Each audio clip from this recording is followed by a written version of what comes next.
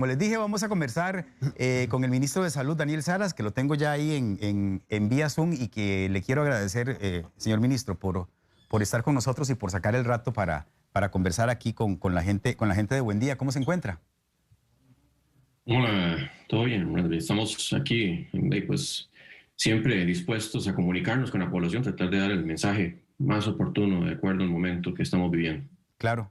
Ministro, si me permite, voy a actualizar los datos, porque ahora con esto de que hacen conferencia 2 veces por semana, a lo mejor la gente le ha perdido el rastro, y usted ayer dio los datos de los últimos días. 125.590 casos hasta el momento y lamentablemente 1.578 fallecidos. Ese es el reporte al 17 de noviembre, que justamente usted daba ayer.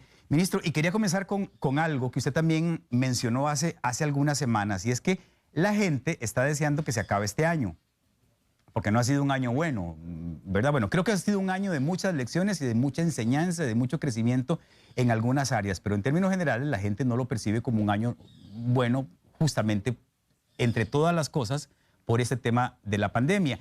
Y la gente quiere que lo malo se vaya.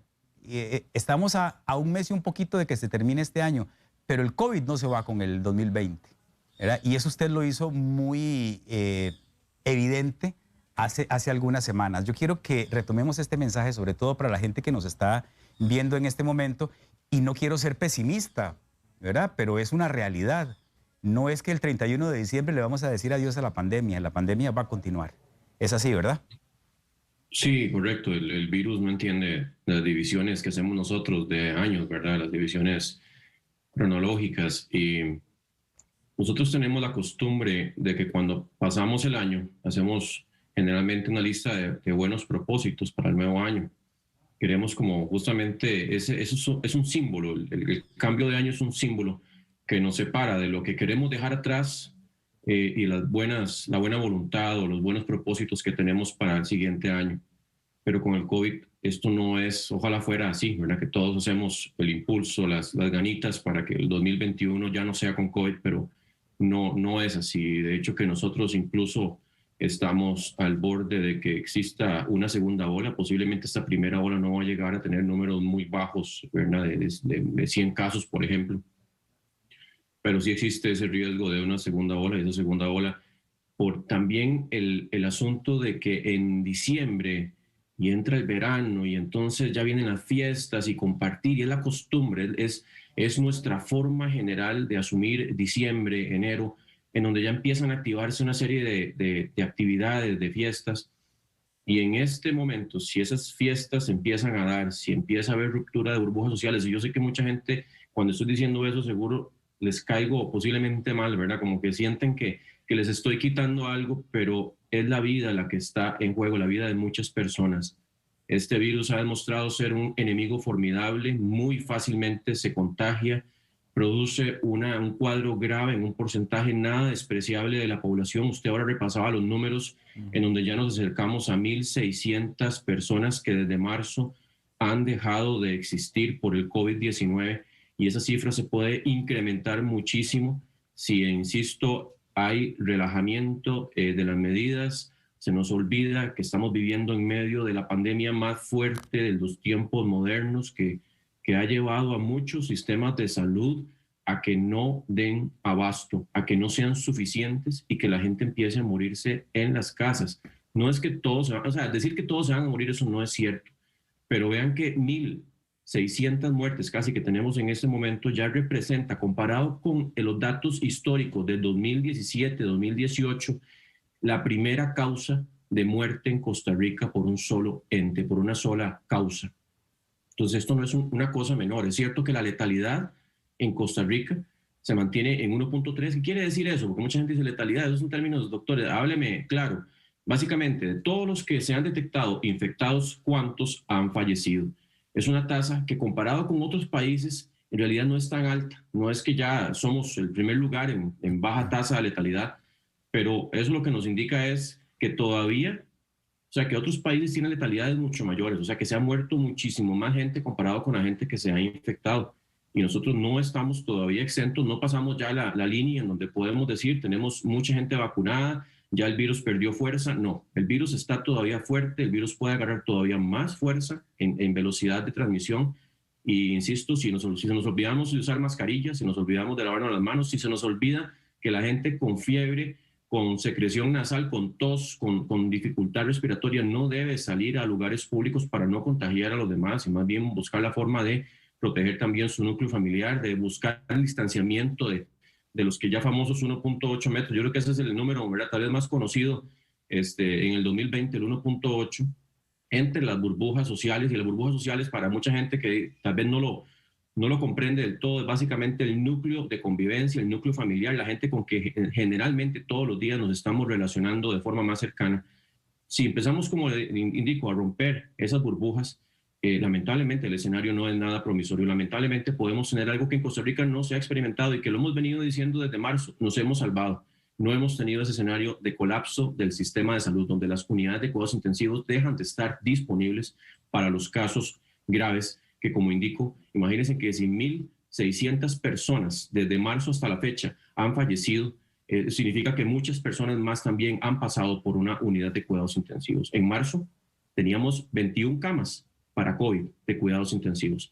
En este momento la caja ya supera las 300 camas disponibles. Imagínense todo el tiempo valioso que nos ha permitido tomar las medidas que hemos tomado para poder tener mayor capacidad, pero aún así esa capacidad no es suficiente si empezamos a relajar todas las medidas que ya conocemos de memoria, ¿verdad? La desinfección de superficies, lavado de manos, no salir si está enfermo, usar mascarilla, si hay que cambiarla si ya está húmeda, no usarla por debajo de la nariz, que mucha gente se la pone, ¿verdad?, y anda exhibiendo todas las fosas nasales. Y ya incluso hay estudios recientes que indican que el uso de la mascarilla, del cubrebocas, que en realidad es cubrebocas y nariz, también protege a la persona que lo está usando en un porcentaje importante, porque hace también que las partículas, los aerosoles que van en el aire, donde puede ir el virus, y recordemos que entre más ventilado esté un lugar, más protección hay. Entre más cerrado, entre menos ventilación, más riesgo de contagio. Entonces, esa mascarilla que usa la gente también, además de proteger a la gente que está alrededor, también lo protege a él o a ella. Entonces, también son medidas que no podemos olvidar.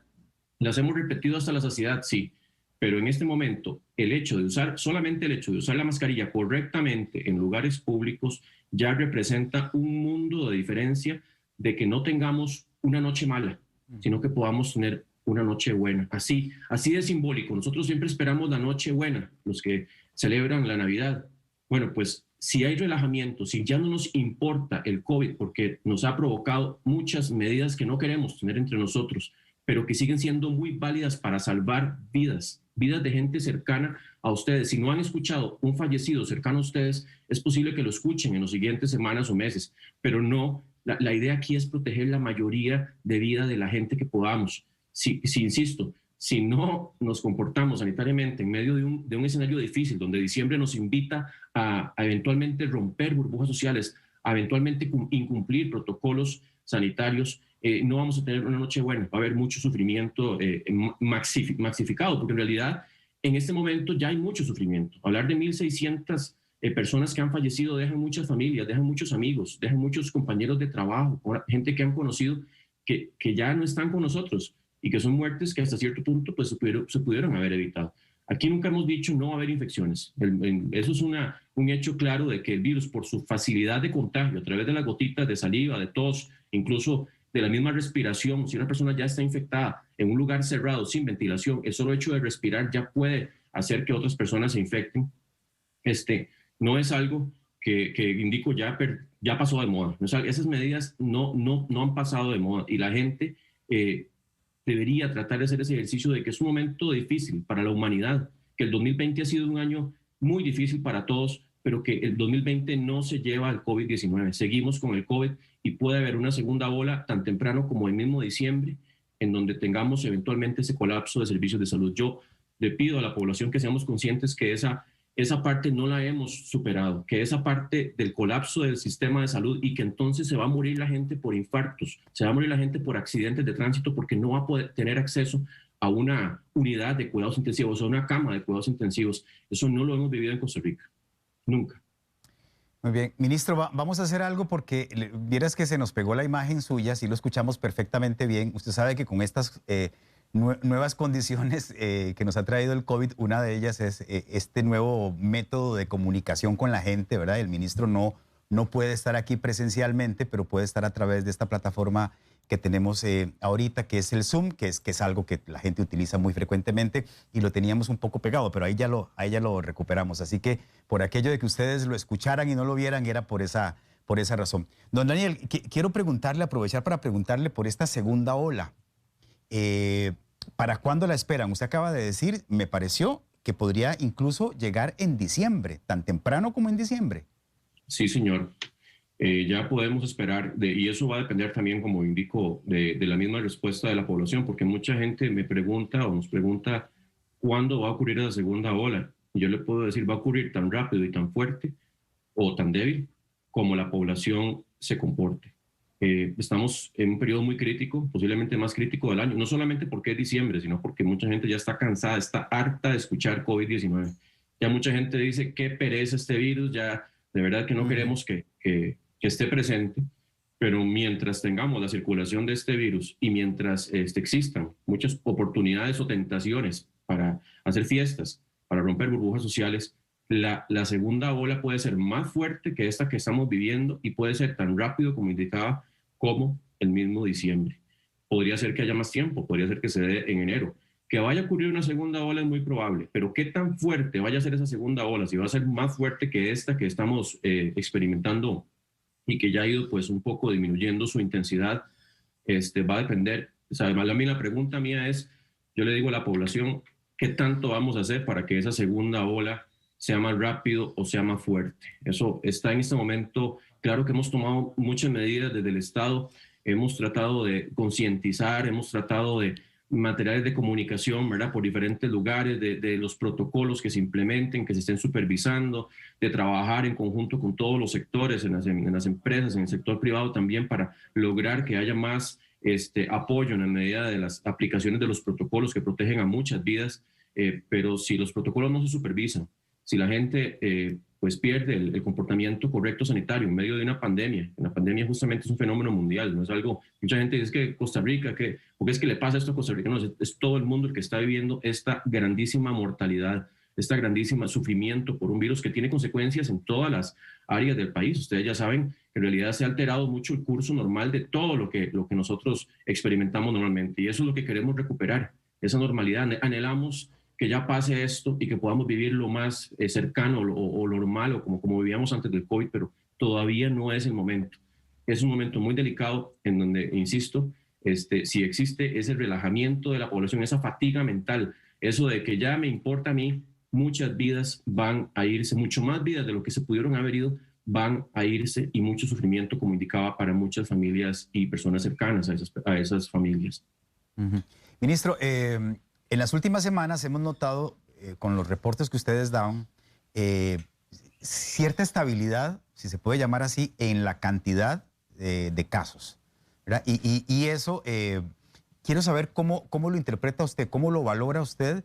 ¿Es producto de qué esta, y le repito, con todo respeto utilizo la palabra estabilidad, porque yo sé que cada caso es un universo en sí mismo, y ni se diga de los fallecidos, cada fallecido, y usted siempre lo ha insistido, es una vida, es un ser querido que ya no está y que no debió haberse ido, ¿verdad?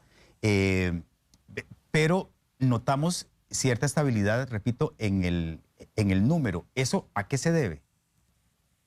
Bueno, en realidad la estabilidad se debe a que ha habido pues cadenas de transmisión o formas de transmisión que se han logrado consolidar en el tiempo. También posiblemente hemos tenido en septiembre, que tuvimos un 85% de ocupación en las unidades de cuidados intensivos. Estuvimos cerca del colapso, ¿no? Ya fue el punto más cercano.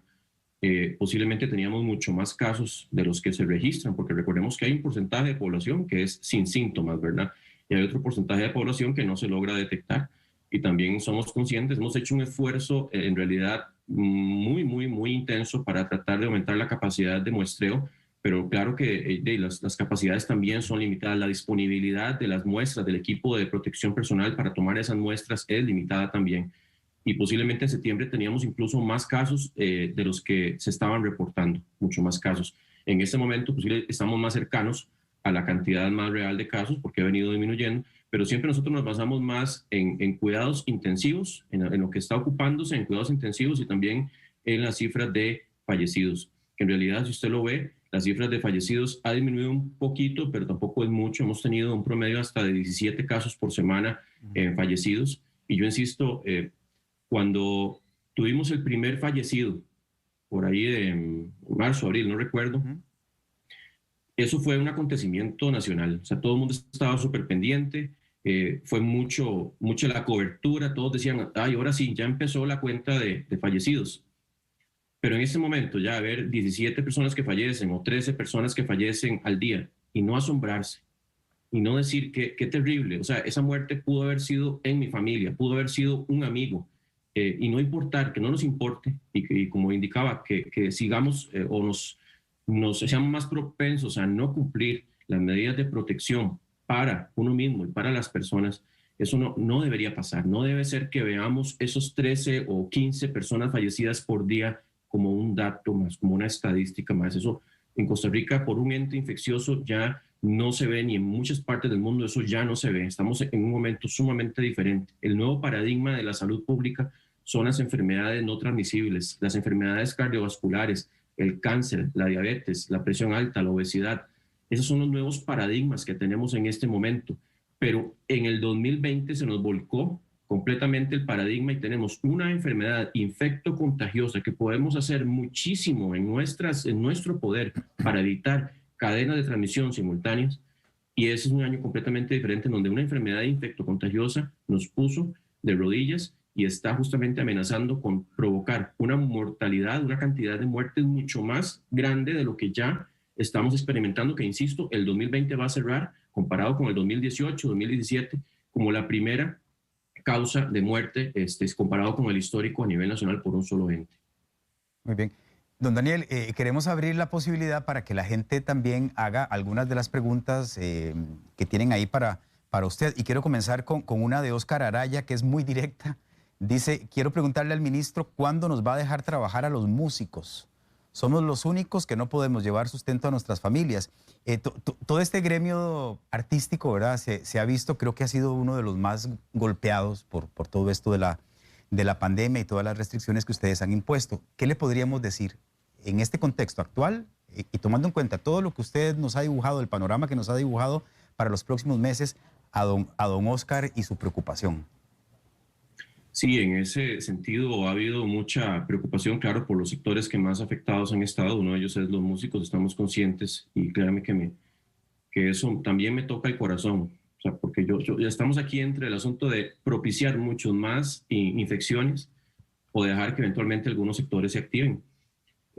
Ya hemos difundido un material y es basado justamente en estudios que se han hecho bastante científicos, en donde se ve que una persona que está cantando, que está elevando la voz, que está haciendo un esfuerzo, ¿verdad? En el caso, por ejemplo, tocar un instrumento de viento, que el esfuerzo es bastante importante, la cantidad de partículas virales en el ambiente, en el recinto donde está, se multiplica 50 veces lo que sería justamente no hablar. Entonces, hemos visto ya los infográficos, ahí se ven las bolitas en el aire, ¿verdad? Donde se ven multiplicadas, es una cantidad muy alta.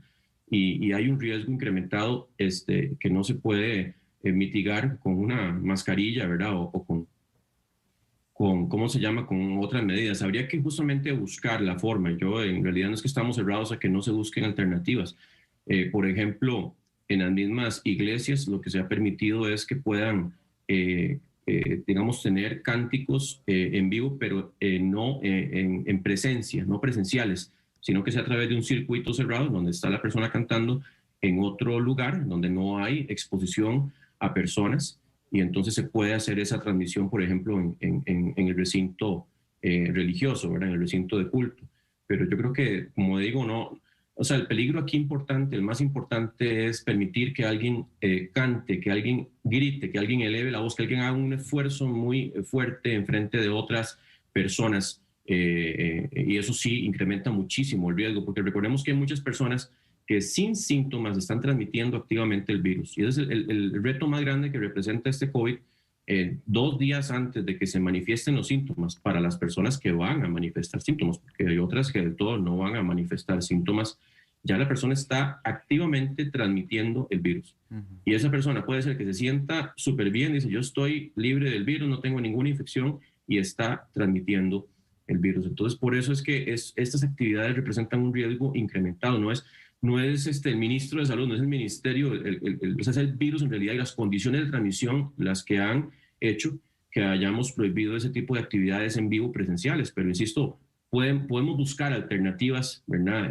Para que se puedan retomar algunas de esas actividades que siempre pues, busquen proteger a la población, porque, claro, yo entiendo el asunto del empleo, de las ganancias que se genera para ese sector, pero aquí lo que menos podemos permitir es que condiciones que son muy fuertes para la transmisión del virus se propicien y se concreten. Entonces hay que buscar formas, ¿verdad?, de paliar ese aumento en el riesgo de transmisión a través de personas que están cantando activamente en presencia de otras o haciendo esfuerzos grandes, ¿verdad?, por ejemplo, con instrumentos de viento o similares.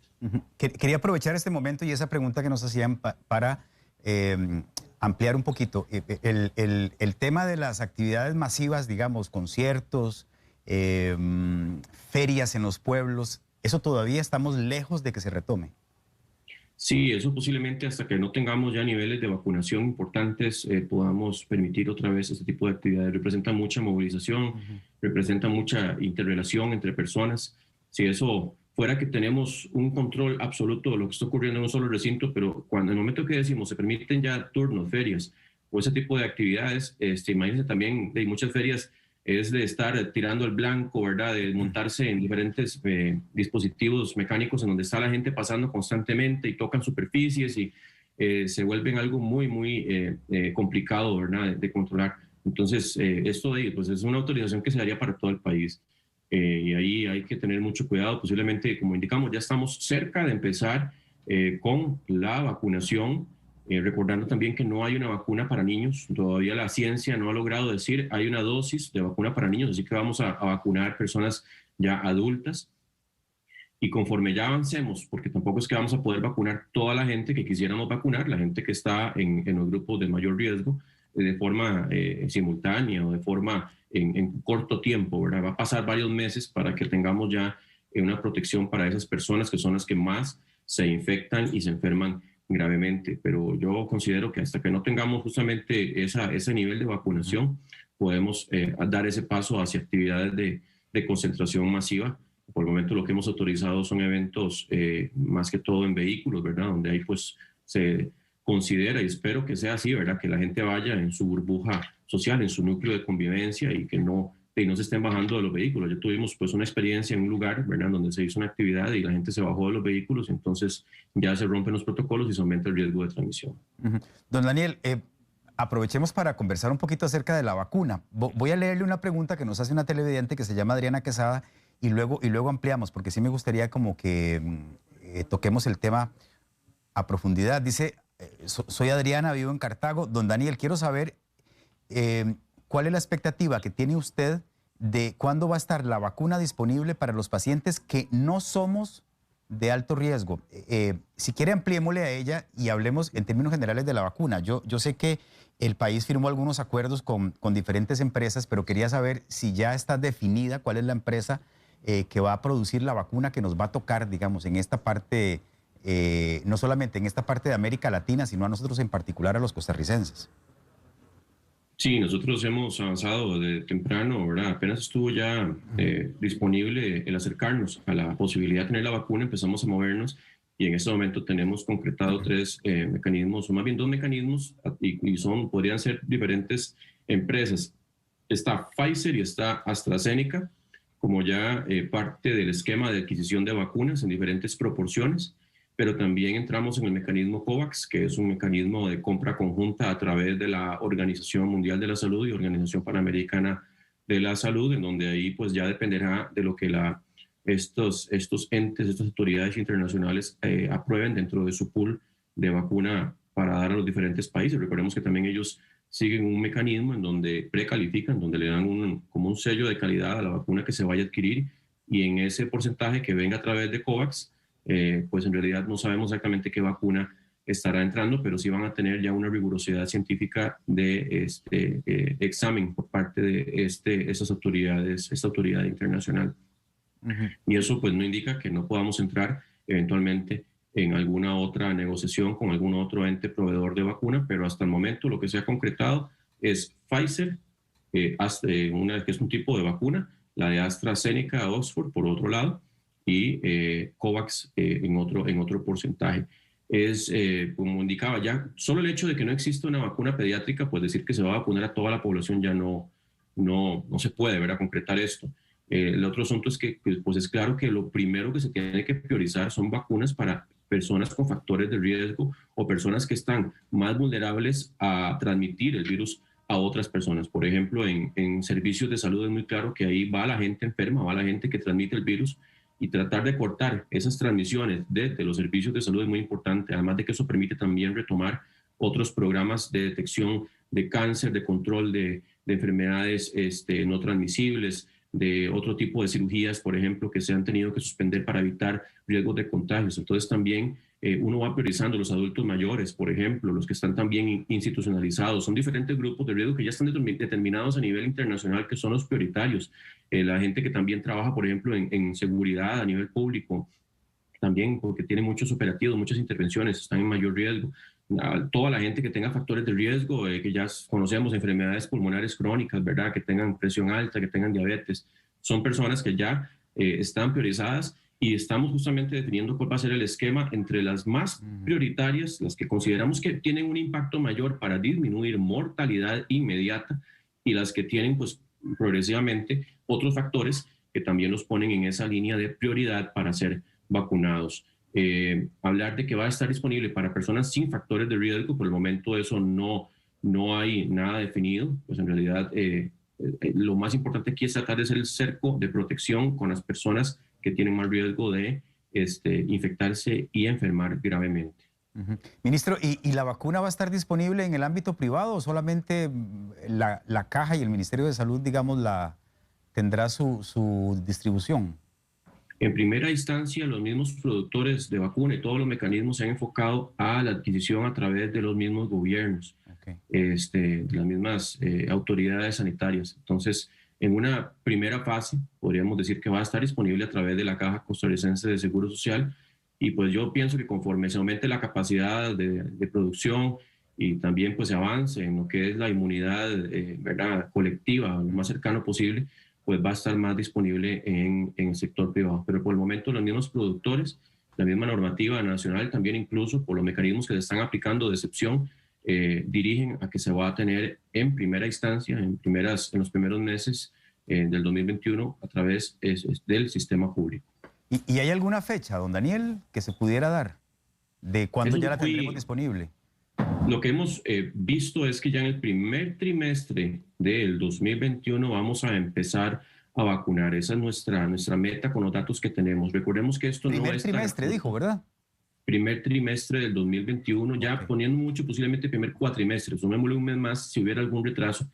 Okay. Pero es muy difícil porque esto depende justamente de que la vacuna pues llegue, que se puedan hacer también de todas el desalmacenaje, la distribución, las pruebas mínimas de calidad, de control de calidad que se hace, todo el resguardo de la cadena de frío, que también es un factor importante, ¿verdad? Entonces esto, aventurarnos a decir una fecha exacta en este punto, porque todavía no hay seguridad de que la vacuna llegue en tal momento, pero sí, ya de acuerdo a los datos que manejamos, hemos previsto que sea en el primer trimestre, insisto, ya tal vez poniéndole mucho en el primer cuatrimestre, que podamos tener un inicio de la vacunación. Posiblemente sea más en el primer trimestre del 2021, cuando ya empecemos a vacunar. Muchas y va gracias. A ser pues, en cantidades, pues como le digo, no es que vamos a vacunar ya 1 millón de personas, ¿verdad? O 2 millones en ese primer trimestre. Va a ser escalonado, va a ser progresivo, porque también la disponibilidad de la vacuna es para todo el mundo, esta vacuna, todo el mundo la está esperando. Entonces, también pues las compañías no pueden pues dar todas las cantidades de vacunas para un país en específico, porque tienen también que hacer su distribución en diferentes partes del mundo. Muchas gracias por ampliarnos. Por cierto, pregunta Katia Ortiz con respecto a la vacuna, ¿qué va a pasar con las personas que son de riesgo pero que no son aseguradas? En este momento, ¿a ellas no las van a vacunar? Pregunta. Esto se ha priorizado para todas las personas que tengan factores de riesgo. En realidad, en términos de vacunación y de inmunización para todo lo que es la población a nivel público, siempre se ha contemplado como un mecanismo de defensa de primera línea en salud pública. Así que siempre se ha contemplado la vacunación indistintamente. Si usted está en una condición de factor de riesgo, ya se va a vacunar, porque si usted no vacuna a esa persona, también está exponiendo a otras que eventualmente se pueden contagiar. La vacunación funciona si usted logra vacunar a la población meta en su totalidad. Si usted empieza a dejar bolsones de personas no vacunadas, ya está vulnerando, está dejando ya un hueco enorme de protección. Entonces, en todas las vacunas, en todo el programa de vacunación, si usted está dentro del grupo meta, se vacuna. ¿Y a una persona que ya le dio COVID, también la van a vacunar?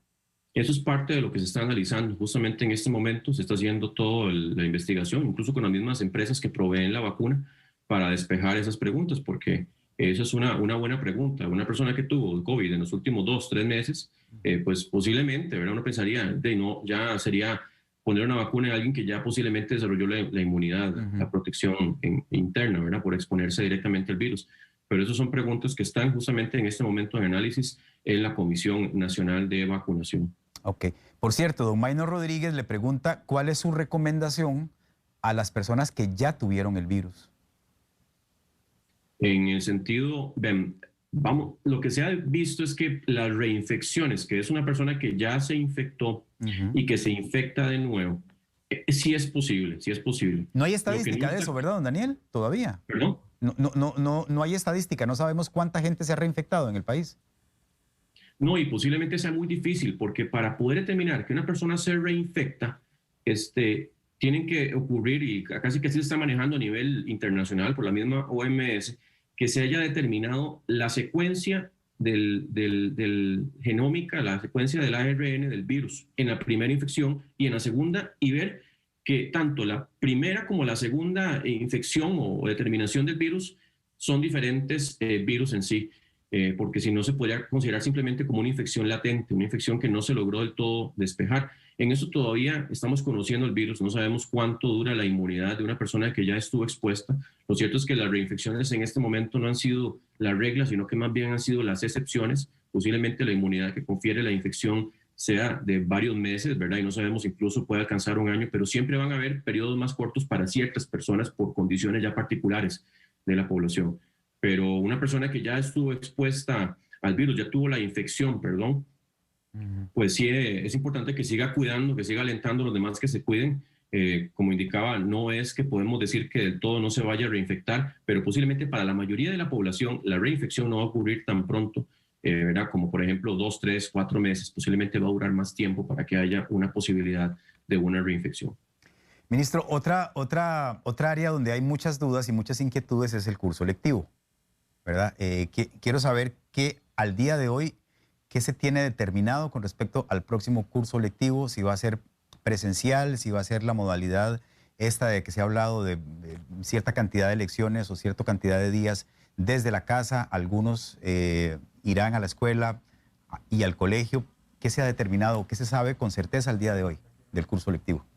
Sí, ya lo que estamos también previendo para el próximo año es que vamos a iniciar de manera progresiva, poco a poco, en una modalidad dual que sea presencial, pero también que sea virtual. Hay lugares, por ejemplo, donde existe una posibilidad de infección muy baja, en lugares rurales, donde posiblemente sean escuelas mucho más ventiladas. Ahí, pues, y también en donde hay menos acceso a Internet o a clases virtuales. Entonces, también ahí se puede ir haciendo más consideraciones con respecto a la presencialidad. Pero lo cierto es que vamos a ir iniciando poco a poco con todos los protocolos rigurosos, con menos tiempo de clases presencial, con menos concentración de estudiantes, ¿verdad? Con todas las medidas de menos tiempo de recreo, con toda la vigilancia de los profesores, los maestros, para hacer un retorno presencial. Igual, si la situación epidemiológica del país no lo permite, si tenemos ya cerca o ya un colapso del sistema de salud manifiesto, pues es claro que las clases presenciales no van a ir. Pero sí ya está previsto que empecemos en una gradualidad con protocolos muy claramente establecidos a el retorno en cantidades pequeñas y después ir aumentando hacia, dependiendo del comportamiento del virus, hacia un aumento en la presencialidad. Pero es posible que tengamos que lidiar con esa combinación dual de presencialidad y virtualidad. Sabemos que la parte educativa ha sido una de las más pues, afectadas en medio del COVID-19 y también estamos muy conscientes que el valor social de la educación el valor para el país de lo que es tener una población adecuadamente educada es muy grande, ¿verdad? Entonces también tenemos que tratar de encontrar esos modelos mixtos que permitan retomar todo lo que es la educación y posiblemente en el 2021 ya estamos contemplando que sea a nivel mixto, dual, siempre y cuando el virus y la situación epidemiológica lo permita. Perfecto. Catherine Jiménez hace una pregunta que yo estoy seguro que mucha gente se está haciendo. Dice, yo tengo una gran duda. Si se espera la segunda ola y usted dice que podría ser complicada, ¿por qué se abre más bien todo? Se abrieron bares, restaurantes, hoteles, la gente anda de paseo por todas partes. Esta es una gran, ¿verdad? Inquietud de mucha gente, porque por un lado tenemos, sí, el deseo de que la economía se reactive, de que la gente comience a generar ingresos. Hay sectores muy duramente golpeados, ¿verdad? Y el turismo es uno de ellos y el sector del comercio en general. ¿Qué le respondemos a esta persona, ministro? Sí, el asunto es muy delicado porque no hay ya un margen para poder seguir subsidiando, dando algún tipo de bono o beneficio a las personas que quedan desempleadas. Ya eso se acabó, se hizo con proteger, pero ya no hay más margen. Ustedes saben más bien que estamos pasando por una situación económica muy delicada. Bueno, eso se está manifestando en el mundo, ¿verdad? Países que están entrando en situaciones muy graves y que Costa Rica, pues de todos modos ya teníamos un antecedente, ¿verdad? Pues no del todo halagüeño que nos permitía ese margen para poder seguir subsidiando personas que queden en desempleo. En eso hay que entender que la pobreza, que el desempleo genera crisis incluso mayores de lo que puede significar la mortalidad inmediata por el COVID. Si esto se hace de forma sostenida, entramos en un punto en donde ya recuperar empleos se hace muy difícil por la misma contracción tan fuerte. Y recordemos que la salud, claro que estamos en ese momento, por eso es que estamos tratando de que haya mucho más conciencia, que el país tiene que trabajar pero cuidarse al mismo tiempo, que la parte económica y sanitaria tienen que ir de la mano, porque la parte incluso sanitaria, si ustedes lo ven, que la salud es integral, que la salud no es solamente la ausencia de la enfermedad, como lo hemos considerado siempre, sino que la salud en realidad es la integralidad, el bienestar, el poder tender a la felicidad la mayor parte del tiempo. Eso tiene que ver mucho con empleo, tiene que ver mucho con educación, tiene que ver mucho con espacios para hacer actividad física, en la parte de alimentación, de seguridad alimentaria. Es mucho más que solamente lo que muchas veces entendemos. La salud no es solamente un EVAIS o un hospital, más bien ahí se atiende a las personas que ya tienden a perder un estado de salud por una enfermedad manifiesta. Pero muchas personas no van a servicios llamados de salud, ¿verdad? Pero están con algún problema de salud porque se están alimentando mal, porque no hacen suficiente actividad física, porque están mentalmente muy cargados, muy estresados, porque no tienen empleo, porque no están accediendo a la educación y todo eso lleva una serie de desequilibrios en la vida. Entonces también aquí hay que entender que las repercusiones en salud pública y para el país en general pueden ser mucho mayores si se incrementa el porcentaje de desempleo, si se incrementa el porcentaje de pobreza. Podemos entrar en un momento tan difícil que la recuperación del país va a ser sumamente complicada. Entonces también tenemos que entender que el margen para poder dar subsidios a la gente que queda en desempleo ya se perdió, ya eso no lo tenemos, y por eso es que insistimos en que tenemos que ser muy responsables, y si queremos hacer que haya empleo, que haya actividad económica, tenemos que cuidarnos, tenemos que ser muy conscientes, como hemos indicado al principio del programa, que el COVID está más presente que nunca, que no es que porque ya viene diciembre y el 2020 es el año que simboliza el inicio del COVID en Costa Rica, ya es porque que significa que el 2021 ya no hay COVID, no, eso no es así. Entonces tenemos que redoblar esa estrategia de trabajamos, esa estrategia de si hay que salir de la casa, pues hay que hacerlo, claro que hay que ganarse sustento, hay que cuidarse al máximo, hay que cuidarse uno y cuidarse los demás. Ministro, también abrimos la posibilidad de que la gente mandara videos con preguntas directas para usted. Usted lo va a poder ver ahí a través de su computadora. La primera de ellas es de Tatiana Obando, de Cartago. Así que se las vamos a poner. Buenos días, mi nombre es Katia Obando de Cartago. Mi pregunta es para el ministro. ¿Qué hacemos con la salud mental de nuestros viejitos que no tienen COVID pero sufren de depresión porque ellos se sienten abandonados por sus familias? Bueno, muchas gracias a doña Tatiana. Ya el ministro le va a contestar, pero sí, ese es todo un tema, don Daniel, ¿verdad? El tema del impacto de la pandemia y de esa situación en la población adulta mayor de nuestro país, bueno, y del mundo en general. Sí, eso es de los temas más complicados, la salud mental, y se ha dicho que esa es la siguiente ola pandémica, ¿verdad? Las afectaciones mentales ya está presente. Ustedes han visto la cantidad de personas que han estado consultando a través de la línea 1322 para asistencia justamente de asuntos de tinte mental. Los adultos mayores, sin lugar a duda, esta afectación de no poder abrazar, de no poder tener presencia con las personas que aman, ha sido muy importante. Yo creo que aquí hay que también hacer un balance, tratar siempre de estar pendiente de ellos, ¿verdad? Es sumamente importante porque ya hemos dicho de que no es una desconexión social que tenemos que hacer, no es un distanciamiento social, sino es presencial en la medida de lo posible. Pero si hay adultos mayores, por ejemplo, que viven solos, que tienen algunos asuntos que tienen que estar en contacto, pues busquemos la forma, entonces, de que no haya tanto distanciamiento. Puede ser en lugares abiertos, con suma ventilación, usando mascarilla, con cierta distancia, pero lo que sí no puede ocurrir, y que yo sé que eso es muy duro, pero es algo que el virus nos puso contra las redes. En un cuadrilátero estamos contra las redes. O sea, si nos tratamos de empujar al virus, ¿verdad? Y decirle, no, usted, ya la verdad es que yo no quiero usar la mascarilla, no quiero romper y abrazar y besar a la gente, ahí sí tenemos el desenlace que hemos hablado de la mortalidad aumentada.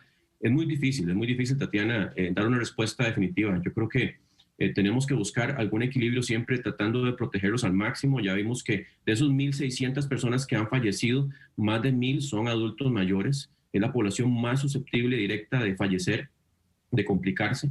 Pero también, claro que entendemos, hay un asunto mental de por medio y es un asunto que yo siento que la familia, los grupos cercanos, tenemos que ver la mejor forma de dar ese acompañamiento. Ya insisto, si el asunto presencial se hace muy difícil de evitar, pues que sea un lugar ventilado, con distancia, poquito tiempo, con las mascarillas, ¿verdad? Por lo menos para que sientan cierta cercanía. Pero ya buscar abrazos o besos o decir, aquí tengo una prueba, ¿verdad? Eventualmente que dice que no tengo COVID. Recordemos que incluso hay personas que la prueba en los primeros días, cuando no se han manifestado los síntomas, la prueba puede salir negativa. Entonces también decir que con eso ya tengo una licencia para abrazar o besar a personas con factores de riesgo, eso tampoco es cierto. Entonces también hay que tener mucho cuidado y tratar de buscar los balances. En esto es muy difícil buscar esos balances y quisiera tener una respuesta súper contundente y clara, pero en realidad tenemos que tratar siempre de proteger la vida directa y yo sé que la parte mental puede llegar a sumir a personas en depresión y cosas que también tienen que ser atendidas, pero también está el balance entre, bueno, se acaba la vida más rápido o tenemos también tratar de como familia o como grupo de apoyo dar ese acompañamiento a las personas adultos mayores. Don Carlos Rivera también le manda una pregunta en video que vamos a colocarle. Buenos días, doctor Salas, un gusto saludarlo una vez más. Ex compañero suyo, mi nombre es Carlos Rivera. Quería brevemente decirle que si este virus ha mutado y que se ha debilitado o se debilitará a futuro, nada más quería saber eso. Un saludo muy grande, un abrazo, bendiciones. Gracias, don Carlos.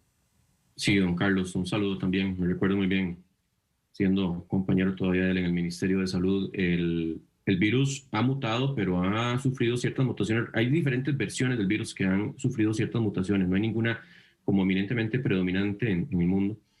Y lo cierto es que conforme la población empieza a exponerse más al virus y empieza a desarrollar sus defensas y la vacunación va a ayudar mucho también en desarrollar esas defensas, ya va a haber pues menos repercusiones. Eso es lo que se espera, Tampoco es que podemos asegurarlo, pero si el curso de lo que hemos visto a lo largo de los años se manifiesta también con el COVID, lo que va a ocurrir justamente es que conforme la población ya tenga más inmunidad, sea por exposición directa al virus o por la vacuna, ya el virus no va a provocar los estragos que está provocando actualmente. Así, por ejemplo, ocurrió cuando hay un virus nuevo que nunca ha estado circulando en la humanidad. Así es como ocurre generalmente. La experiencia más grande que hemos tenido con virus respiratorios ha sido o que provocan cuadros respiratorios predominantemente ha sido con la influenza, ¿verdad? Y sabemos que, por ejemplo, la influenza española, que introdujo por primera vez en la humanidad el AH1N1, que eso fue en 1918-1920. El AH1N1 en realidad el primero que se introdujo en la humanidad en ese tiempo y duró, pues claro, porque también no había tanta comunicación, tanto viaje desde 1918 hasta 1920 afectando a diferentes países.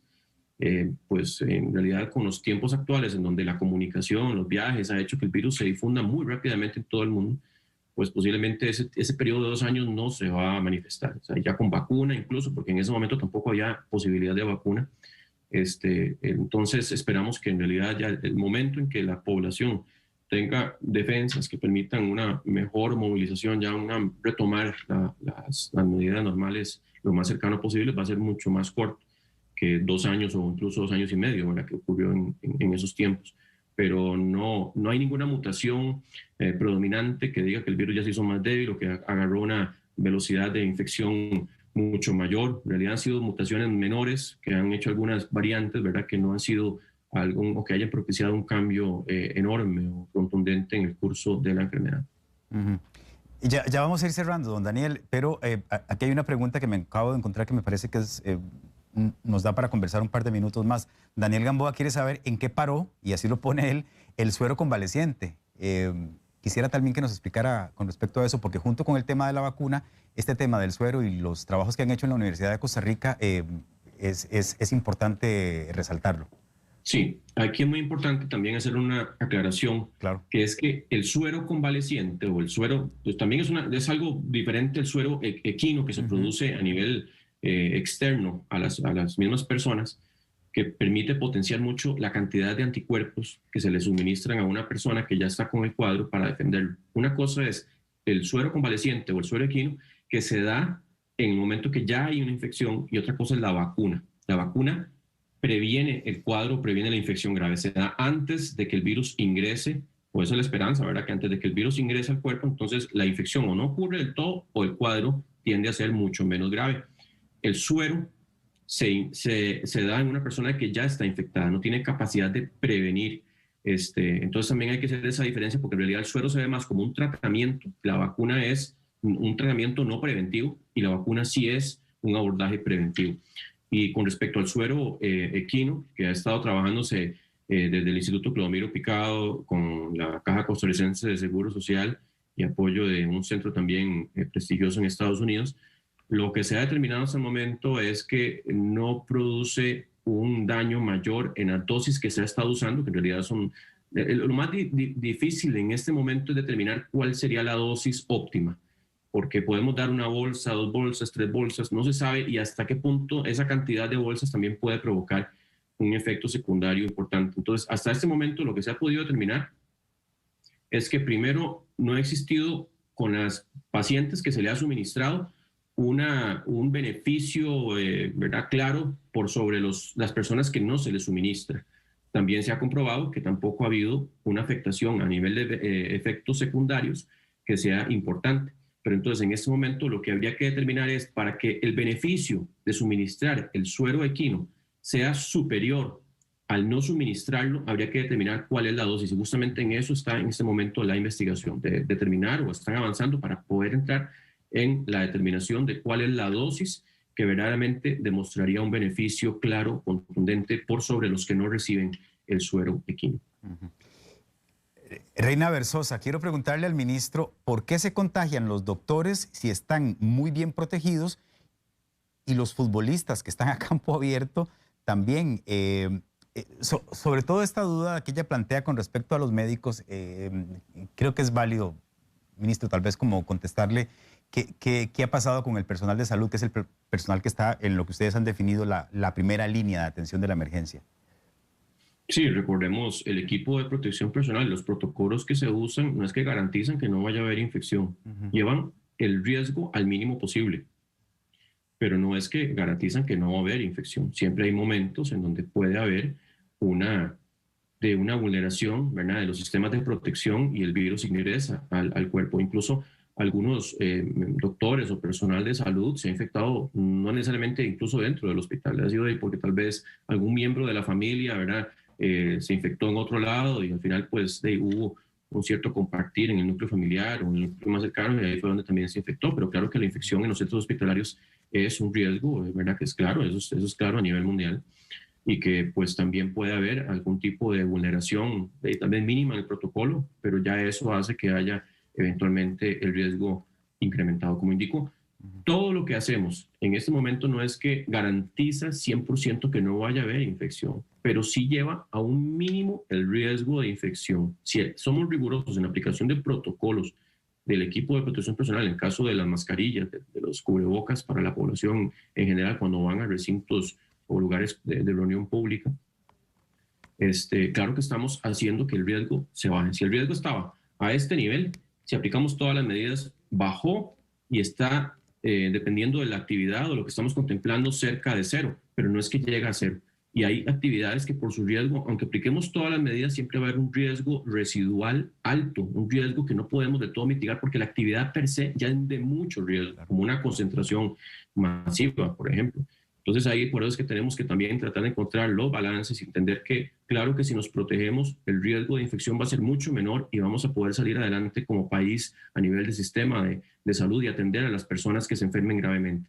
Pero que si, claro, no es que estoy desmotivando a la gente y decirle, vea, si usted aplica todas las medidas, siempre el riesgo de infección, sí, pero el riesgo es muchísimo menor que si no aplicara las medidas. Entonces no es un asunto de desmotivar. Claro que puede haber infecciones aún aplicando todos los protocolos, pero el riesgo se reduce enormemente. O sea, ya el nivel de posibilidad de infección se va a bajar muchísimo si somos rigurosos en la aplicación, en la supervisión de todos los protocolos.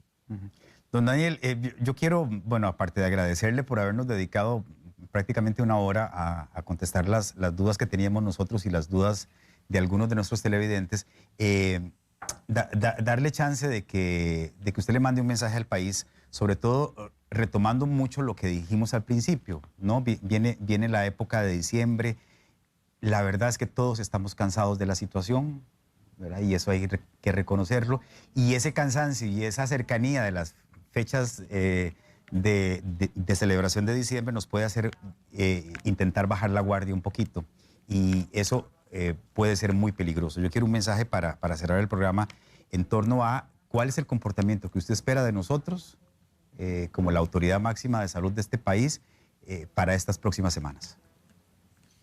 Sí, yo quiero hacer como una similitud. Si uno no se alimenta, si uno no come, se termina debilitando y se muere. En este momento, no aplicar protocolos sanitarios llega justamente a ese debilitamiento y un riesgo mayor de muerte.